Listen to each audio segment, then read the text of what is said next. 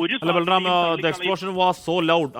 It felt like there was an earthquake. ഒരു ഭൂമികുലുക്കം ഉണ്ടാകുന്ന പോലെ തോന്നി എന്നുള്ളതാണ് ഒരു ദൃക്സാക്ഷി, ഒരു ഐ വിറ്റ്നസിനെ ഉദ്ധരിച്ചുകൊണ്ട് ചില ദേശമാധ്യമങ്ങൾ പറയുന്നത്. എന്ന് പറഞ്ഞാൽ മാത്രമല്ല, സമീപത്തുള്ള കടകളുടെ ഷട്ടറുകൾ തകരുന്ന സാഹചര്യം ഉണ്ടായി. കടന്ന 3-4 വാഹനങ്ങൾ, കുറേയധികം 2-3 ഓട്ടോകൾ തകർന്ന ചില ദൃശ്യങ്ങളൊക്കെ പുറത്തേക്ക് വരുന്നുണ്ട്. ഉണ്ടായ സ്ഫോടനം ഒരു മാസീവ് ബ്ലാസ്റ്റാണ് എന്ന കാര്യത്തിൽ തർക്കമില്ല. ബൽറാം, തീർച്ചയായും ഹാഷ്മി, ഒരു ഉഗ്രസ്ഫോടനം തന്നെയാണ് രാജ്യ തലസ്ഥാനത്ത് തന്ത്രപ്രധാനമായ ഇടത്ത് റെഡ് ഫോർട്ടിന് സമീപം ഉണ്ടായിരിക്കുന്നത്. ആൾത്തിരക്കുള്ള സ്ഥലത്ത്, ആൾത്തിരക്കുള്ള സമയത്താണ് ഈ സ്ഫോടനം ഉണ്ടായിരിക്കുന്നത്. അതുകൊണ്ട് തന്നെ അട്ടിമറി സാധ്യതകൾ ഒട്ടും തള്ളിക്കളയാൻ കഴിയില്ല ഇതിന്റെ എന്നുള്ളത് തന്നെയാണ്. എന്നാൽ എല്ലാ സാധ്യതകളും പരിശോധിക്കുമെന്നാണ് പോലീസ് പ്രാഥമികമായി പ്രതികരിച്ചിരിക്കുന്നത്.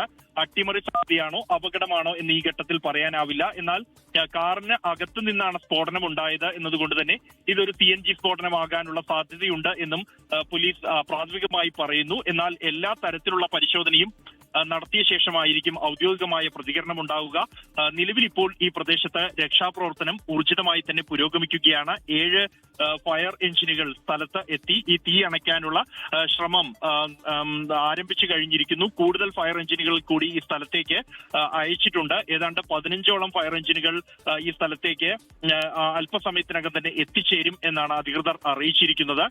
മാരകമായ ഒരു സ്ഫോടനം തന്നെയാണ് ഉണ്ടായിരിക്കുന്നത്. നിരവധി പേർക്ക് പരിക്കേറ്റതായി തന്നെയാണ് പ്രാഥമികമായി ലഭിക്കുന്ന വിവരം. അത്യന്തം ഭയാനകമായ ദൃശ്യങ്ങളാണ് ഈ സംഭവ സ്ഥലത്ത് ഈ സ്ഫോടനം നടന്ന ഉടൻ അവിടെ ഉണ്ടായിരുന്ന ആളുകൾ പങ്കുവെക്കുന്നത്.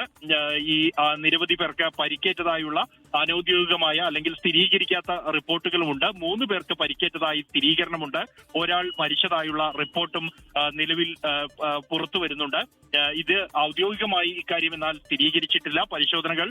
പ്രാഥമിക പരിശോധനകൾ പൂർത്തിയാക്കിയ ശേഷം മാത്രമായിരിക്കും ഇക്കാര്യത്തിലുള്ള ഒരു ഔദ്യോഗിക വിശദീകരണം ലഭിക്കുക. മാരകമായ ഒരു സ്ഫോടനം തന്നെയായിരുന്നു ഈ സ്ഥലത്ത് ഉണ്ടായിരുന്നത്. പാർക്ക് ചെയ്ത കാറിനകത്തു നിന്നും ഉഗ്രശേഷിയുള്ള ഒരു സ്ഫോടനവും തുടർന്ന് ആ തീ തൊട്ടടുത്ത വാഹനങ്ങളിലേക്ക് ആളിപ്പടരുകയുമായിരുന്നു. വലിയ ശബ്ദത്തിലുള്ള സ്ഫോടനമാണ് ഉണ്ടായത് എന്ന് തന്നെയാണ് ദൃക്സാക്ഷികൾ അറിയിക്കുന്നത്.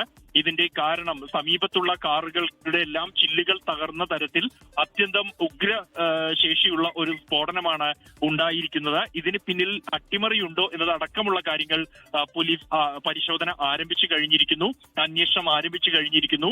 ഡൽഹി പോലീസിന്റെ പ്രത്യേക സംഘം ഇവിടെ എത്തിച്ചേർന്നിട്ടുണ്ട്.